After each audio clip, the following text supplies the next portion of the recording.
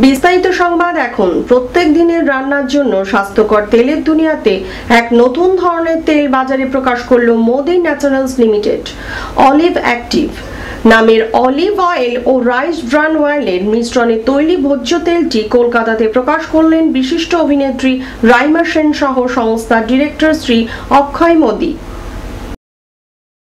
Olive active যা 70% rice bran oil এবং 30% olive oil নিয়ে প্রস্তুত। বাজারে প্রাপ্ত 80% রাইস ব্রান অয়েল এবং 20% সানফ্লাওয়ার বা কার্ডি অয়েল দিয়ে তৈরি অন্যান্য তেলের থেকে এটি স্বাস্থ্যকর। এটি রক্তে খারাপ কোলেস্টেরল উৎপাদন কম করে এবং ডায়াবেটিস, হার্টের রোগ, ওবেসিটি এবং ক্যান্সারের মতো রোগগুলি প্রতিহত করে।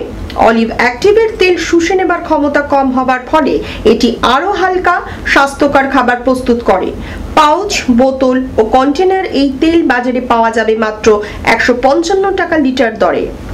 Starting with extra virgin, which has really good delectable organoleptic properties and can be used for salads, and now a lot of people are making Indian salads with it and pastas in their homes.